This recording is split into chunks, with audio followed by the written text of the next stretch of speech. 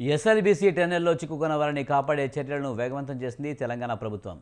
2 రోజుల్లో ఆపరేషన్ను పూర్తి చేస్తామన్నారు మంత్రి ఉత్తమ్ కుమార్ రెడ్డి.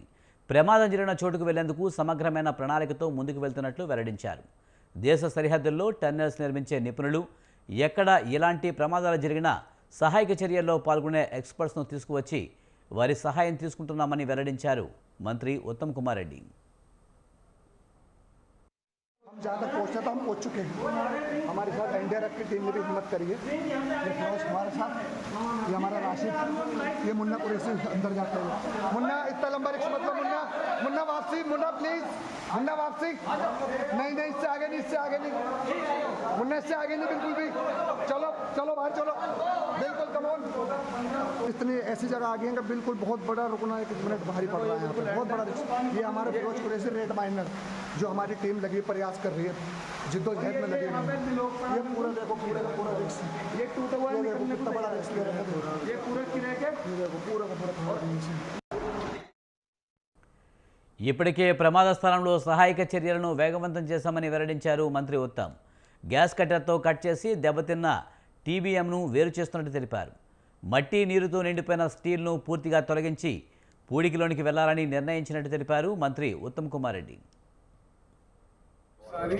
భారతదేశంలో ఈ టనల్స్ విషయంలో అత్యంత నైపుణ్యం ఉన్న అందరినీ మేము ఆహ్వానించి ఇక్కడ తీసుకురావడం జరిగింది.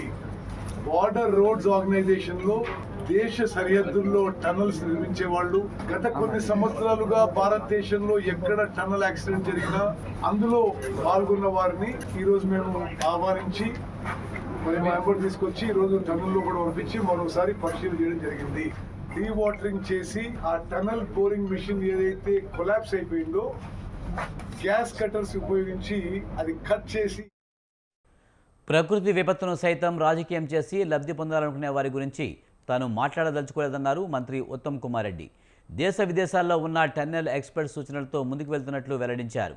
సొరంగంలో చిక్కుకున్న 8 మందిని కాపాడడమే ప్రభుత్వ లక్ష్యమన్నారు నీటిపారుదల శాఖ మంత్రి ఉత్తమ్ కుమార్ రెడ్డి.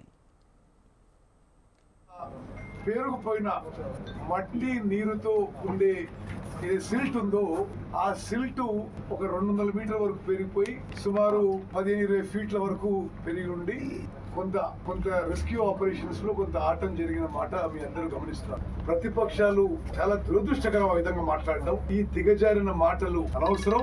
దేశ విదేశాల్లో ఉన్న బెస్ట్ టనల్ ఎక్స్పర్ట్స్ మేము ఇక్కడికి ఆహ్వానించి మేము కూడా మంత్రులను కూడా 24 గంటలు సంఘటన జరిగిన 3 గంటల నుంచి ఇక్కడే ఉండి సూపర్వైజ్ చేస్తున్నాము.